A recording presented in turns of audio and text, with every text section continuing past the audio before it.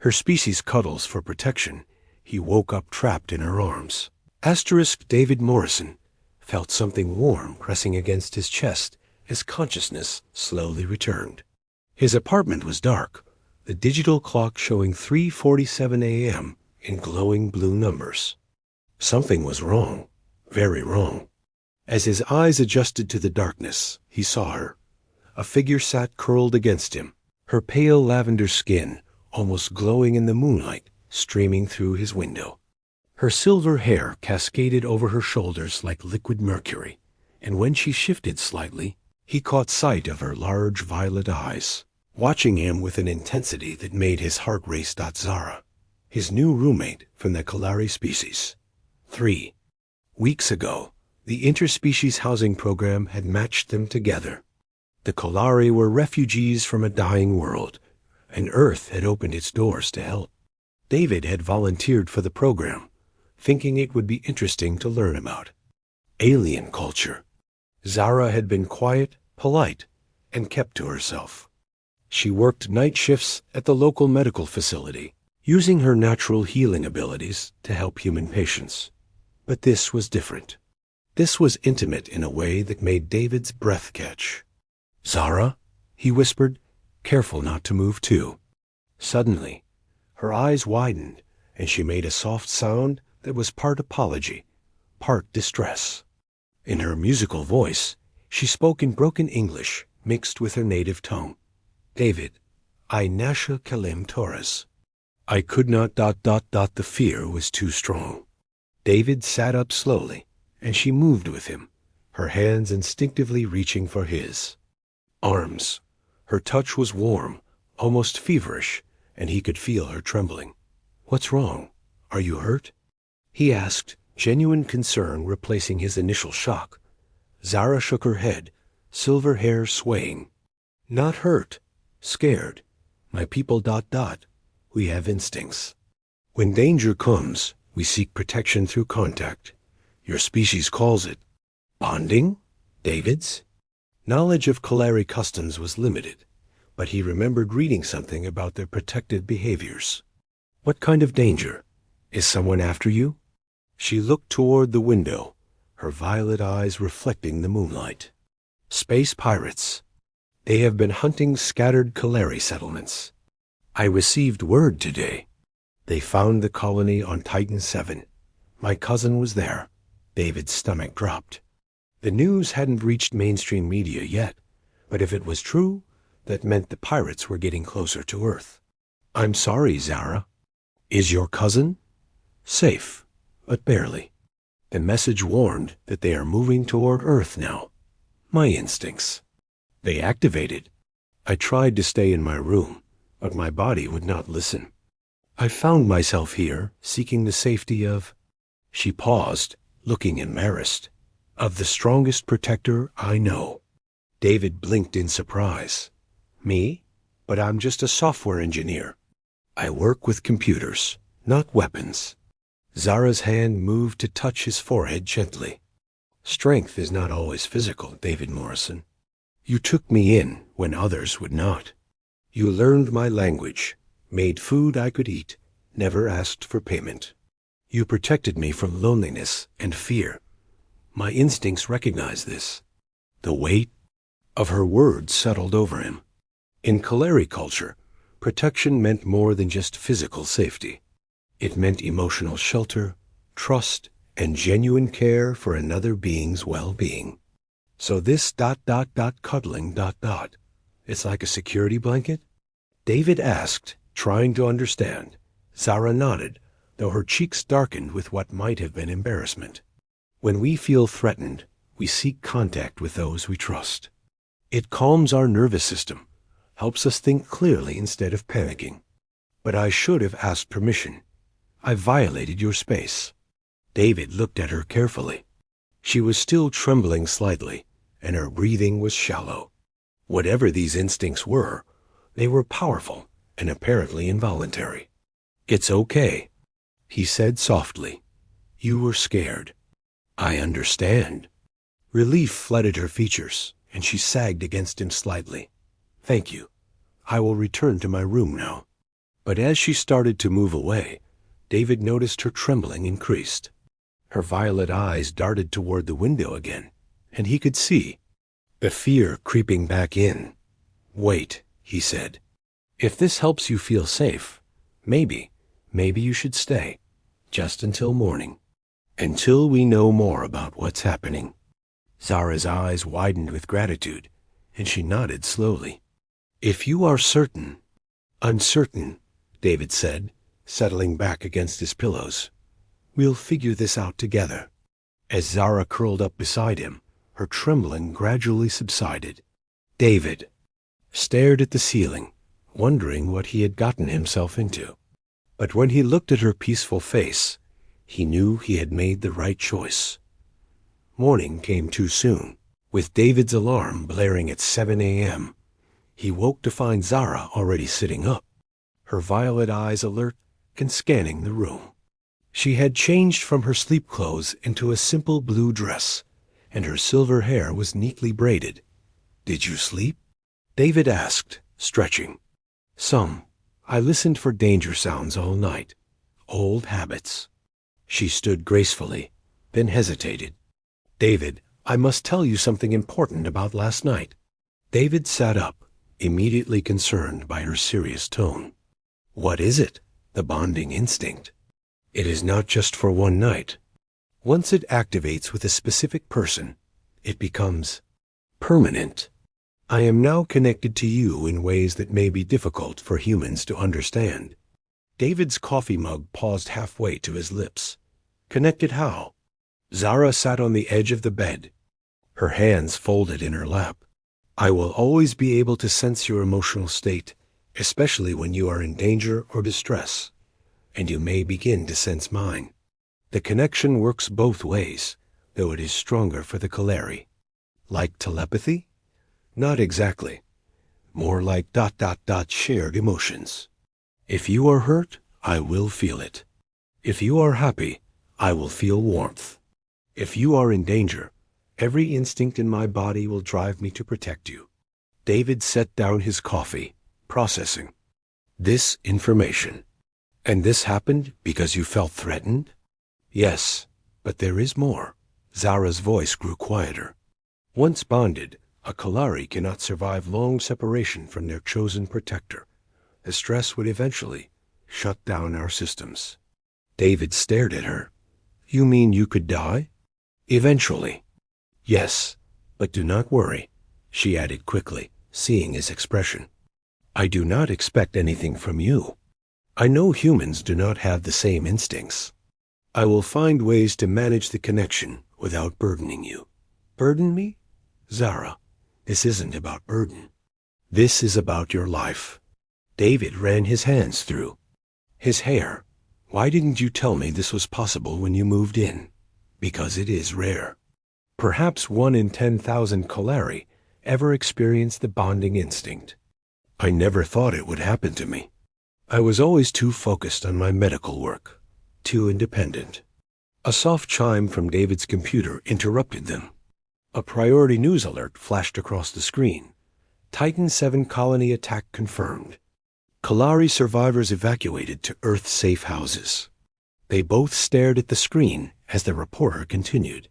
"Space pirate vessels have been detected in the outer solar system. Earth Defense Forces are on high alert. All Kalari residents are advised to register with local protection services immediately." Zara's hand found David's arm, her grip tightening. "They are coming here." David looked at her frightened face, then at the news report, then back at her. A strange calm settled over him. "Then we need to be ready." "We?" Zara asked, hope flickering in her violet eyes. "You bonded with me because you trusted me to protect you, right? Well, I'm not going to let some space pirates hurt you, or anyone else." David stood up, his mind already working through possibilities. "I may not be a soldier, but I know systems. I know how to hack, how to track, how to disrupt communications." Zara's eyes widened. "You would fight for me?" "I would fight for anyone who needed protection. But yes, especially for you." David turned to face her fully. This bond thing ... It goes both ways, doesn't it? You said I might start feeling your emotions too. Zara nodded slowly. Then you should. Know that I'm not afraid of this connection. I'm honored by it. You chose me, out of everyone you met, to be your protector. That means something. Tears gathered in Zara's violet eyes. In my culture, a protector bond is the highest honor one can give. It means complete trust, complete faith in another's strength and character. David reached out and took her hands. They were warm and soft, with longer fingers than human hands. Then let's make sure I'm worthy of that trust. First, we need to register you with the protection services. Then we need to find out more about these pirates and what they want.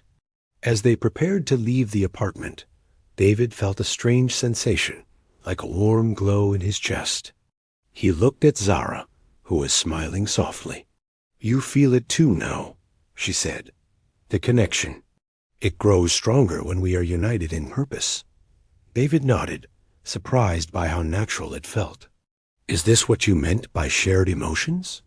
The beginning of it, yes. It will help us work together, understand each other without words when necessary.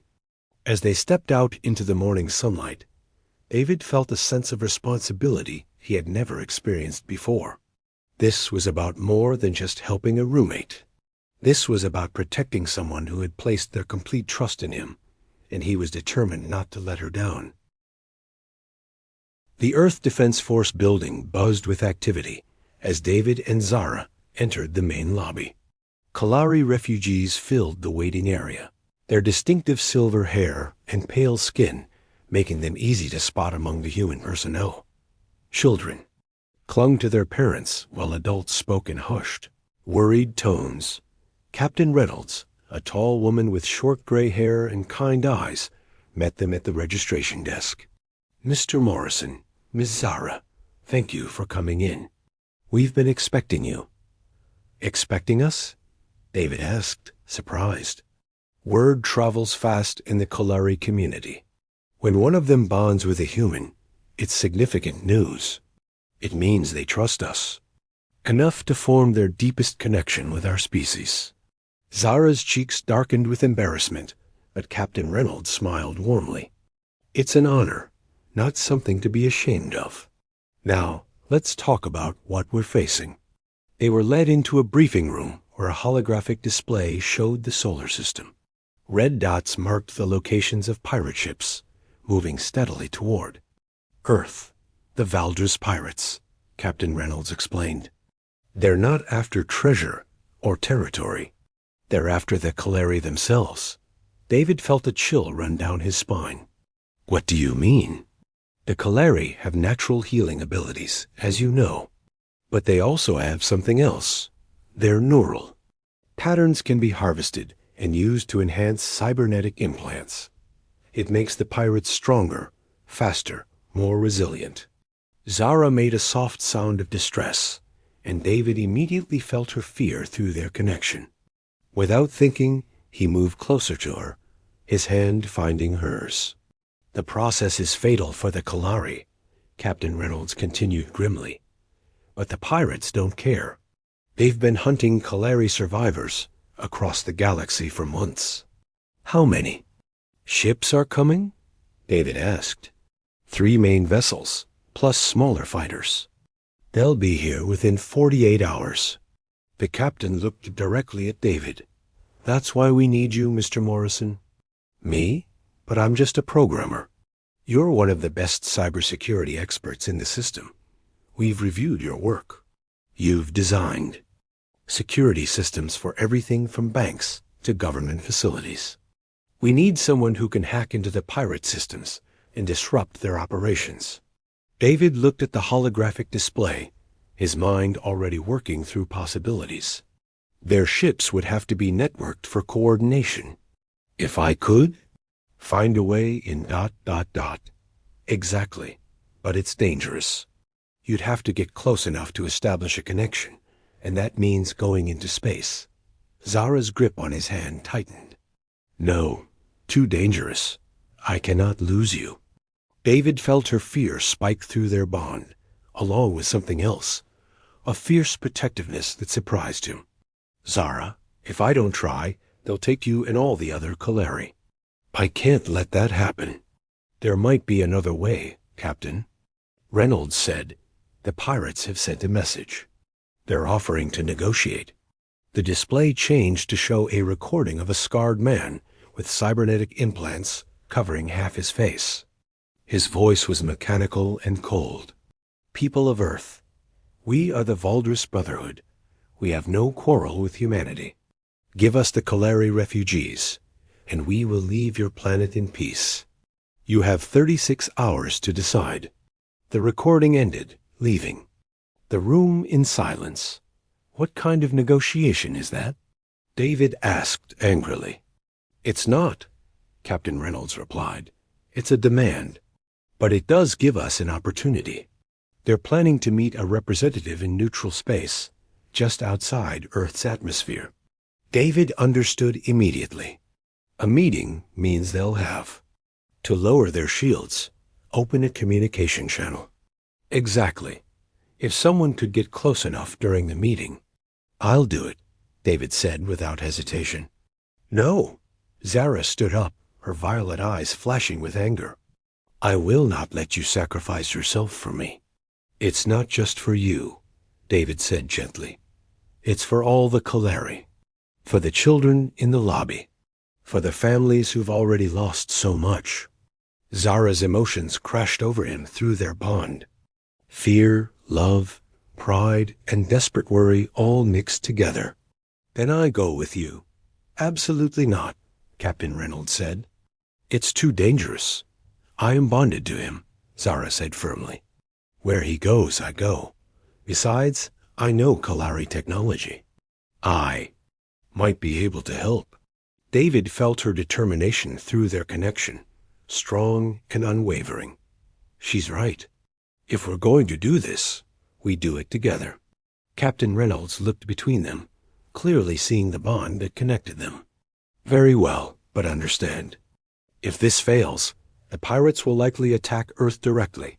Millions of lives are at stake. Then we won't fail, David said simply as they left the briefing room. David felt a strange sense of calm despite the magnitude of what they were about to attempt. Through their bond, he could feel Zara's fear, but also her complete trust in him. It was both humbling and empowering. Are you sure about this? He asked her as they walked toward the shuttle bay. Zara stopped and turned to face him. David Morrison, you are my chosen protector, but you should know, I am yours as well. We protect each other. That is what the bond truly means. David smiled, feeling the truth of her words resonate through their connection. Then let's go save everyone. The shuttlecraft Harmony was small but advanced, designed for stealth rather than combat. David sat in the co-pilot seat, his fingers flying across the tactical display as he prepared his hacking equipment. Beside him, Zara monitored the Kaleri Modified, sensors that could detect energy signatures invisible to human technology. Approaching the meeting coordinates, announced Lieutenant Torres, their pilot. I'm reading 3 large ships holding position. They're not powering weapons, but their shields are at maximum. David looked at the tactical display showing the massive pirate vessels. Each one was nearly a kilometer long, bristling with weapons and armor. How are we supposed to get close enough to those things? We don't, Zara said quietly. They will send a smaller ship to meet us. Pirates are paranoid. They never conduct business near their main fleet. As if summoned by her words, a sleek fighter detached from the lead pirate ship and approached their position. David felt his heart rate increase and immediately sensed Zara's calming presence through their bond. Stay focused, she whispered. I believe in you. The pirate ship drew alongside them, and a harsh voice crackled over the communication system. Surrender the Kaleri female, and we will allow you to leave. Not going to happen, Lieutenant Torres replied. We're here to negotiate. There is nothing to negotiate. Our terms are simple. Give us all Calari on Earth, or we will take them by force. David watched his screens as the communication channel opened. This was his chance. His fingers moved rapidly across the keyboard, sending probing signals through. The connection. The pirates' cybersecurity was good, but not perfect. He found a weakness in their communication protocols. "I'm in," he whispered to Zara. Through their bond, he felt her surge of pride and hope. "What do you see?" "Their network structure. The 3 ships are connected through quantum entanglement communicators. If I can plant a virus in one ship, it will spread to all of them." "How long do you need?" Lieutenant Torres asked, keeping the pirates talking. 5 minutes, maybe less. David's fingers flew across the keyboard, writing code in real time. The virus needed to be subtle enough to avoid detection, but powerful enough to disrupt their critical systems. Through his bond with Zara, he felt her monitoring the pirates' energy signatures, watching for any sign they were becoming suspicious. "David," she said urgently, "their weapons are charging. They're preparing to fire." "Almost there," he muttered, sweat beading on his forehead. "Just need to ... got it." The virus uploaded successfully, spreading through the pirates' network like wildfire. Almost immediately, alarms began blaring on the pirate ships. "What did you do?" The pirate captain snarled over the communication channel. "I gave you a choice," David replied. "Leave our system peacefully, or lose your ships." The tactical display showed chaos erupting across the pirate fleet. Weapons systems were shutting down, navigation was failing, and life support was fluctuating. The virus was working perfectly. "You think this will stop us?" the pirate captain roared. "We have backup systems." "I'm sure you do," David said calmly. "But by the time you get them online, Earth Defense Forces will be here. And I've uploaded your complete database to our computers. We know about every raid you've conducted, every innocent person you've killed." Through their bond, David felt Zara's amazement and admiration. "You did more than just plant a virus," she said in wonder. "I downloaded everything. Ship designs, crew rosters, planned attacks on other worlds. This information will help law enforcement across the galaxy." The pirate ship suddenly accelerated, trying to ram their shuttle. Lieutenant Torres cursed and threw them into evasive maneuvers, but the pirate vessel was faster. "Hold on." Torres shouted. David grabbed Zara's hand as the shuttle spun wildly. Through their bond, he felt her fears spike, but also her determination. "David, I need you to trust me," she said. "Always," he replied without hesitation. Zara closed her eyes and placed her free hand on the shuttle's control panel. Her violet eyes began to glow softly, and David felt strange energy flowing through their connection. "What are you doing?" he asked. "Calari can interface directly with technology," she said, her voice distant. "I am linking my nervous system to the shuttle's computers." The shuttle's movements became smoother, more precise. Zara was piloting the ship through their bond, using David's technical knowledge combined with her natural abilities. Together, they dodged the pirates' attacks with inhuman precision. "Earth Defense Forces incoming," Lieutenant Torres announced. Multiple ships, led by the battleship Defender. The pirate captain's voice crackled over the communication channel. "One last time. This isn't over, human. We will return." "No," David said firmly. "You won't. Because next time we'll be ready." As the Earth Defense Forces engaged the crippled pirate ships, David and Zara watched through the shuttle's viewports. The pirates were retreating, their ships barely functional thanks to the virus. "We did it," Zara whispered, her hand still. In his. "We did," David agreed, feeling her joy and relief through their bond. But as they watched the pirate ships limping away, David knew this was just the beginning. The galaxy was a dangerous place, and Earth would need protectors, humans and Calari, working together.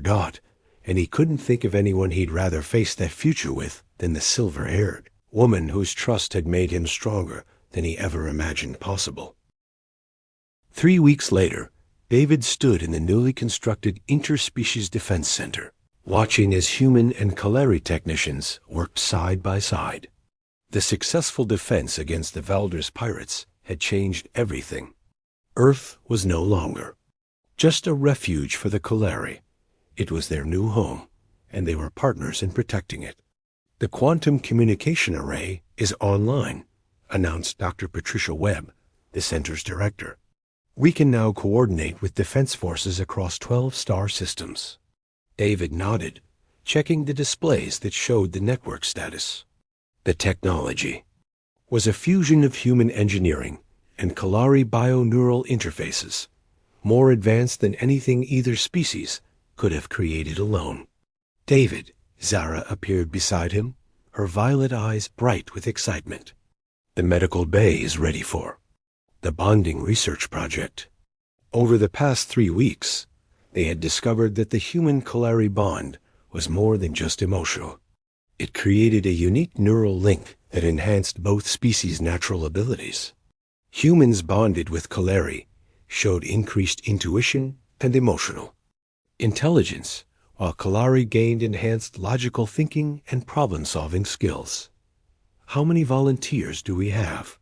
David asked, following her through the corridor. 47 pairs so far. Captain Reynolds and her Kalari partner, Engineer Torres and his bondmate, even some of the children who formed connections with human families. They entered the medical bay, where other bonded pairs were participating in tests. David watched as a human woman and her Kalari partner worked together to solve complex puzzles, their bond allowing them to share thoughts and insights in real time. The implications are staggering, Zara said softly. With bonded pairs working together, we could revolutionize everything from medicine to space exploration. David smiled, feeling her wonder and excitement through their own bond. And it all started because you were scared one night. No, Zara corrected gently. It started because you chose to protect me instead of turning away. That choice changed both our species forever. A soft chime indicated an incoming message. David's personal communicator showed a priority alert from Earth Defense Command. What is it? Zara asked, sensing his tension. Long-range sensors have detected something in the outer system. Not pirates this time, something else. They hurried to the command center, where a massive holographic display showed the solar system. A new contact was approaching, larger than any ship they had ever seen. It's not broadcasting any identification, Dr. Webb reported, but the energy signature is unusual. Zara studied the display, her eyes widening. That's not a ship, it's a city. A city? David asked. A Kalari city ship, one of the great vessels that escaped our homeworld's destruction. Zara's voice was filled with awe. I thought they were all lost. The communication system crackled to life. A voice spoke in the musical Kalari language, and Zara translated for the humans. They are asking for permission to enter Earth's system. They have been searching for survivors, following rumors of a safe haven where Kalari and humans live together in peace. David looked at the display showing the massive vessel. How many Kalari are on that ship? Potentially thousands, Zara replied. An entire civilization.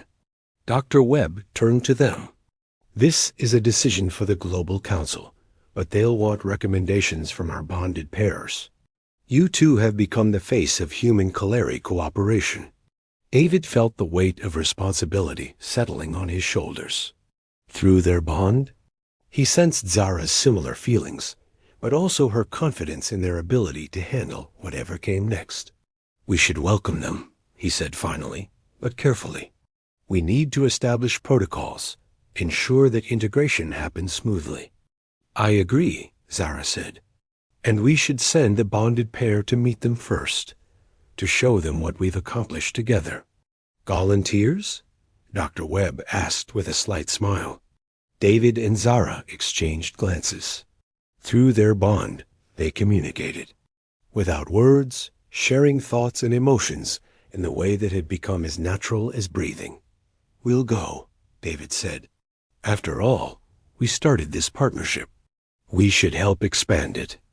As they prepared for another journey into space, David reflected on how much his life had changed. 3 weeks ago, he had been a simple programmer living alone. Now he was part of something bigger, a bond that connected not just two individuals, but two entire species. "Are you ready for this?" Zara asked as they boarded the shuttle that would take them to the Kaleri city ship.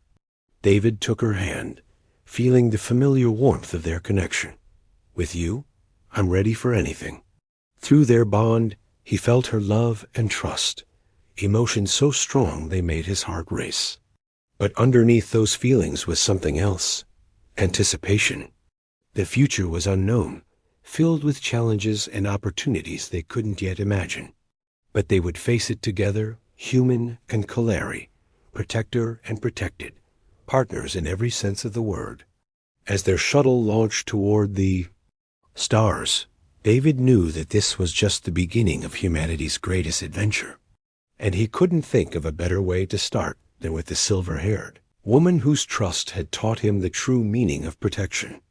The bond between species had begun with fear and found its strength in love. Whatever came next, they would meet it united, stronger together than either could ever be alone. The stars awaited, and humanity, with their Kalari partners, was ready to explore them.